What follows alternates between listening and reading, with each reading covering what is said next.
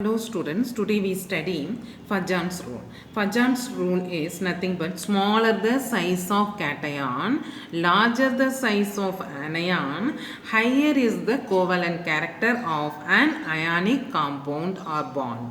அதாவது நம்ம வந்து polarity படிச்சிருக்கோம். Polarity dipole moment படிக்கும் பொழுது dipole moment மொமெண்ட்ங்கிறது எதை டீல் பண்ணுது? டீல்ஸ் வித் கோவேலண்ட், அதாவது அயானிக் கேரக்டர் இன் கோவேலண்ட் பாண்ட். ஓகேயா, அப்போ தான் அது வந்து போலார் நேச்சர் நான் போலார் நேச்சர் நம்ம வந்து ப்ரிடிக்ட் பண்ணோம், லாஸ்ட் வீடியோவில் பார்த்தோம். ஏன்னா ஃபஜான்ஸ் ரூல் எது சொல்லுது அப்படின்னா, ஃபஜான்ஸ் rule deals with the covalent character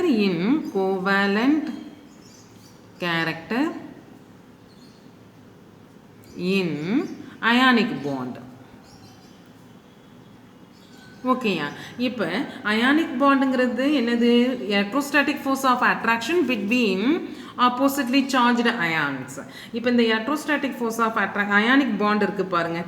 இப்போ வந்து ப்ளஸ் கேட்டயான் அண்ட் ஆனயான். ஓகேயா, எலக்ட்ரோஸ்டாட்டிக் ஃபோர்ஸ் ஆஃப் அட்ராக்ஷன்னால் நமக்கு வந்து இங்கே வந்து அயானிக் காம்பவுண்ட் வந்திருக்கும். இப்போ இந்த சைஸ் ஆஃப் த கேட்டயான் வந்து ஸ்மாலராக இருக்கும் பொழுது இதனுடைய போலரைசிங் பவர் வந்து மோர் அதிகமாக இருக்கும். மோர் போலரைசிங் பவர். ஓகேயா, இந்த ஆனயானுடைய சைஸ் இங்கே வந்து கேட்டயான் போட்டுக்கோங்க. கேட்டயான் ஆனயான் இந்த சைட் போட்டுக்கோங்க.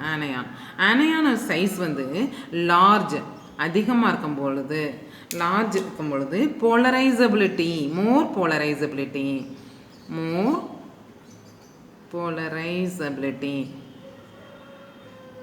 ஓகேயா, மோர் போலரைசபிலிட்டினா மோர் கோவலண்ட் இன் நேச்சராக இருக்கும். அதாவது அந்த எலக்ட்ரான்ஸ் வந்து டிஸ்டார்ட் ஆகி move towards the middle of the bond. ஓகேயா, அதாவது middle between the opposite charge அயான்ஸுக்கு இடையில் வர்றதுனால, அந்த சார்ஜ் வந்து வர்றதுனால இது கோவலண்ட் நேச்சர் வந்து இன்க்ரீஸ் ஆகும். ஓகேயா, அப்போ மோர் கோவலண்ட்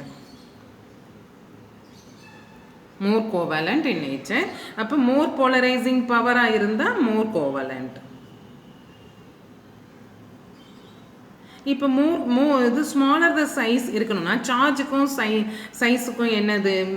மோர் சார்ஜ். அது கேட்டயானை பொறுத்த வரைக்கும் மோர் சார்ஜ் இது ஸ்மாலர் த சைஸ். அப்போ சார்ஜ் வந்து அதிகமாக இருக்கணும், மோர் சார்ஜாக இருக்கணும். இப்போ நம்ம வந்து ஒரு அயானிக் காம்பவுண்ட் கொடுக்கும் பொழுது அதில் வந்து சார்ஜ் அதிகமாக இருந்தால் கோவலண்ட் கேரக்டர் இன்க்ரீஸ் ஆகும்.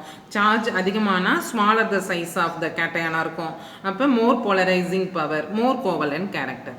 இப்போ இதில் வந்து சார்ஜ் அதிகமாச்சுன்னா மோர் சார்ஜ். ஆனயனை பொறுத்த வரைக்கும் மோர் சார்ஜ்னா larger the size of anion, more polarisability more covalent character. அவ்வளோதான். நான் இப்போ உங்களுக்கு எக்ஸாம்பிள் கொடுத்தேன்னா உங்களுக்கு ஈஸியாக புரியும். இப்போ potassium chloride and lithium chloride, இதில் எது மோர் கோவலண்ட் இது பார்த்தீங்கன்னா இது மெட்டல் நான் மெட்டல். இது வந்து அயானிக் காம்பவுண்டில் நம்ம வந்து கோவலண்ட் நேச்சர் வந்து கம்பேர் பண்ணுறோம். இப்போ வந்து இது காமன் இருக்குது. நமக்கு வந்து இதில் வந்து குளோரைடு அயன் வந்து காமனாக இருக்குது. இதை கேன்சல் பண்ணிக்கலாம். K plus and Li plus. இதில் சைஸ் பார்த்தீங்கன்னா லித்தியம் ப்ளஸ் வந்து அது down the group size of the ion வந்து இன்க்ரீஸ் ஆகும். அப்போ பொட்டாசியம் ப்ளஸ் வந்து சைஸ் அதிகம், ஸ்மாலர் த சைஸ் வந்து மோர் கோவலண்ட். அப்போ மோர் கோவலண்ட் எது? Potassium chloride less covalent than lithium chloride. அப்போ லித்தியம் குளோரைடு தான் மோர் கோவலண்ட் கேரக்டர். ஓகேயா, அவ்வளோதான். இப்போ aluminium fluoride, trifluoride and aluminium trichloride எடுத்துக்கலாம். ஓகேயா, இப்போ இதில் பார்த்தீங்கன்னா இது ஹாலஜன்ஸ் டிஃப்ரெண்ட்டாக இருக்குது, மெட்டல் வந்து சேமாக இருக்குது. இப்போ fluoride ion and chloride ion. இப்போ சைஸை பாருங்கள், எது வந்து bigger in size? Chloride ion bigger in size. இந்த larger the size of anion more covalent. அப்போ எது மோர் கோவலண்ட்? அலுமினியம் ட்ரைஃப்ளூரைடை விட அலுமினியம் ட்ரைக்ளோரைடு வந்து மோர் கோவலண்ட். அவ்வளோதான், மோர் கோவலண்ட். அனதர் பாயிண்ட் வந்து உங்களுக்கு நான் சொல்கிறேன், இதை நோட் பண்ணிக்கோங்க. இன்னொரு பாயிண்ட் என்ன அப்படின்னா, சூடோ இன்நெட் கேஸ் கான்ஃபிகரேஷன் இருந்தது. Noble gas configuration pseudo noble gas configuration of cation. கேட்டையானுடைய இது கான்ஃபிகரேஷன் வந்து நம்ம எப்பொழுதுமே கேட்டையான் எப்படி வந்து ஸ்டெபிலிட்டி ஆகிறதுக்காக தான் அது எலக்ட்ரானை பேலன்ஸ் எலக்ட்ரானை ரிலீஸ் பண்ணி கேட்டையான் ஃபார்ம் ஆகும். தென் ஆனையான் வந்து எலக்ட்ரானை அக்செப்ட் பண்ணி ஆனையான் ஃபார்ம் ஆகும். அப்புறம் எலக்ட்ரோஸ்டாட்டிக் ஃபோர்ஸ் ஆஃப் அட்ராக்ஷனால கோவலன் வந்து அயானிக் காம்பவுண்ட் வரும். அதே மாதிரி அது நோபல் கேஸ் அட்டைன் பண்ணியிருக்கும். அந்த நோபல் கேஸ் கான்ஃபிகரேஷனை விட சூடோ நோபல் கேஸ் கான்ஃபிகரேஷன் இருக்கிற கேட்டையானுக்கு போலரைசிங் பவர் வந்து அதிகமாக இருக்கும். ஓகேயா. சூடோ நோபல் கேஸ் கான்ஃபிகரேஷன்னா என்ன, அதாவது நமக்கு வந்து 2 இப்போ என் வச்சுக்கோங்க. ஓகேயா. NS2 வந்து P6 D10 இந்த கான்ஃபிகரேஷன் அந்த கம்ப்ளீட் ஃபில் ஆகிருக்கணும். நமக்கு வந்து நோபல் கேஸ் கான்ஃபிகரேஷன் என்ன, நோபல் கேஸ் கான்ஃபிகரேஷன் இதில் என்னது NS2 P6 இது ரெண்டும் கம்ப்ளீட்டாக, இந்த ஷெல் ரெண்டும் கம்ப்ளீட்டாக இருந்துச்சுன்னா அது வந்து நோபல் கேஸ் கான்ஃபிகரேஷன். இதில் D10 அதுவும் சேர்ந்து இருந்துச்சுன்னா இது வந்து pseudo noble gas configuration. Pseudo noble gas configuration இருக்கும் பொழுது மோர் கோவலண்ட் நேச்சர் இருக்கும். ஓகேங்க. ஃபார் எக்ஸாம்பிள் இப்போ வந்து காப்பர் வச்சுக்கலாம். காப்பருடைய அட்டாமிக் நம்பர் என்ன, 29. இதோடைய எலக்ட்ரானிக் கான்ஃபிகரேஷன் எப்படி இருக்கும், 1s2 2s2 2p6 3s2 3p6 3d10 and 4s1 இதோட எலக்ட்ரானிக் கான்ஃபிகரேஷன். ஓகேயா. இப்போ நம்ம இது வந்து காப்பர் ப்ளஸ்ன்னு வச்சுக்கோங்க. காப்பர் ப்ளஸ் அந்த இது எலக்ட்ரானை லாஸ் பண்ணுது, எஸ் ஆர்பிட்டாலில் இருக்கிற எலக்ட்ரானை. அப்போ நமக்கு இது வந்து இது வரைக்கும் நமக்கு வந்து நியான் கான்ஃபிகரேஷன் போடலாம். இது வரைக்கும் நியான் கான்ஃபிகரேஷன். ஓகேயா. S2 P6 வந்துச்சுன்னா ஆர்கான். ஓகே, இது வரைக்கும் நியான் போட்டுக்கலாம். ஓகே, நியான் கான்ஃபிகரேஷன் போட்டுக்கிறேன். நெக்ஸ்ட் 3s2 3p6 3d10 ஏன்னா இது ப்ளஸ் ஒரு எலக்ட்ரான் ரிமூவ் ஆயிடுச்சு. அப்போ இது வந்து நோபல் கேஸ் கான்ஃபிகரேஷன், இது இன்னர்ட் இந்த சூடோ நோபல் கேஸ் கான்ஃபிகரேஷன். ஓகேயா. இந்த சூடோ நோபல் கேஸ் கான்ஃபிகரேஷன் இருக்கும்பொழுது இதோடைய கோவலண்ட் நேச்சர் வந்து போலரைசிங் பவர் வந்து இன்க்ரீஸ் ஆகும், மோர் கோவலண்ட் இன் நேச்சராக இருக்கும். ஓகேயா. இப்போ காப்பர் குளோரைடு எடுத்துக்கோங்க. காப்பர் குளோரைடு அண்ட் இப்போ சோடியம் குளோரைடு இருக்குது. சோடியம் குளோரைடு இருக்குது. இப்போ Na ப்ளஸ்ங்கிறது ஒரு நோபல் கேஸ் கான்ஃபிகரேஷன். Na ப்ளஸ்ங்கிறது நோபல் கேஸ் கான்ஃபிகரேஷன். அதே மாதிரி காப்பர் ப்ளஸ்ங்கிறது pseudo noble gas configuration. PNGC. ஓகேயா. இது நோபல் கேஸ் கான்ஃபிகரேஷன். அப்போ இதோடைய கோவலண்ட் கேரக்டர் அதிகம், மோர் கோவலண்ட் இன் நேச்சர். அப்போ கோவலண்ட் நேச்சர் கம்பேர் பண்ணும்பொழுது காப்பர் குளோரைடு மோர் அதிகமாக இருக்கும். ஓகேயா. இதே மாதிரி தான் இப்போ ஜிங்க்னு வச்சுக்கோங்க. ஜிங்க் எடுத்துக்கிட்டோன்னா இதோட அட்டாமிக் நம்பர் என்ன, 30. அப்போ 30னா இதோட எலக்ட்ரானிக் கான்ஃபிகரேஷன் எப்படி இருக்குது, இதே மாதிரியே போடலாம். நியானுடைய configuration போட்டுக்கிறீங்க. Then 3s2 3p6 3d10 and 4s2 இதோட இது எலக்ட்ரானிக் கான்ஃபிகரேஷன் இதுதான். இப்போ ஜிங்க் 2+ பார்த்தீங்கன்னா இது நியான் கான்ஃபிகரேஷன் போட்டு 3s2 3p6 3d10 ஆயிடுது. அப்போ இது வந்து pseudo noble gas configuration, pseudo noble gas configuration.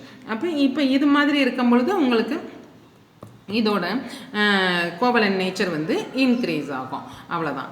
உங்களுக்கு இதை பாருங்கள், ஜிங்க் குளோரைடு எடுத்துக்கலாம். Zinc chloride and calcium chloride எடுத்துக்கலாம். ஓகேயா. Calcium CaCl2 ZnCl2. ஓகேயா. இப்போ நீங்கள் இதில் நம்ம கோவலண்ட் நேச்சர் பார்த்தோம்னா இது சேம் அனையான் இருக்குது, கேன்சல் பண்ணுங்கள். Zinc 2+, calcium 2+. இது வந்து நோபல் கேஸ் கான்ஃபிகரேஷன், இது வந்து pseudo noble gas configuration, more covalent in nature. அவ்வளோதான், முடிஞ்சிச்சு.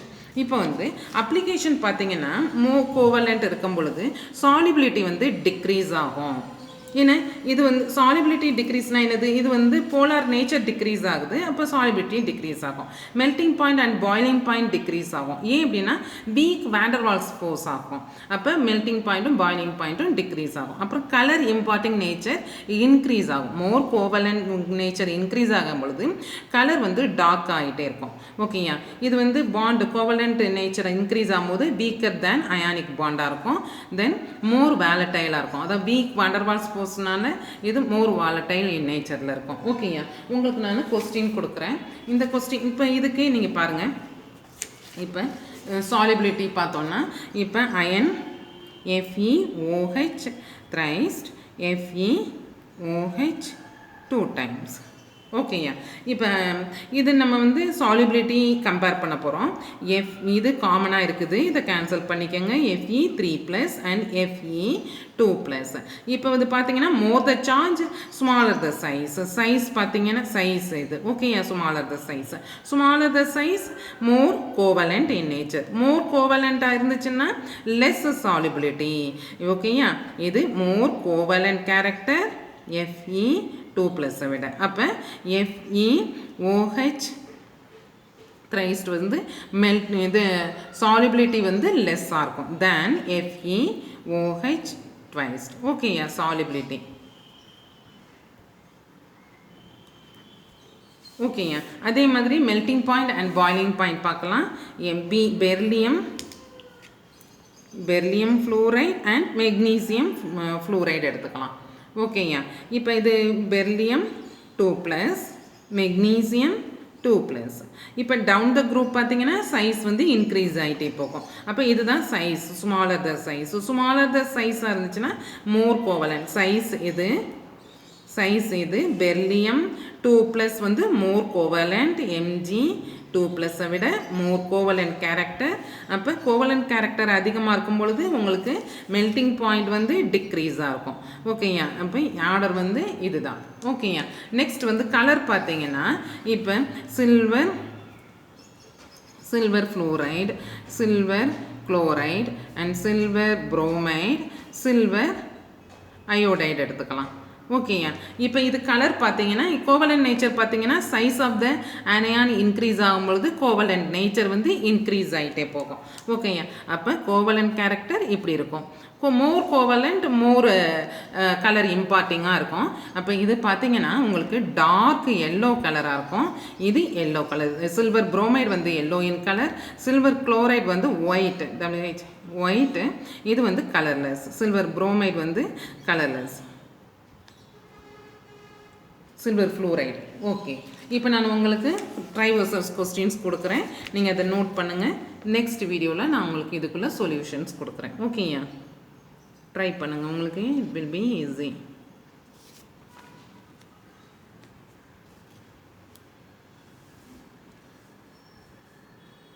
Okay, thank you.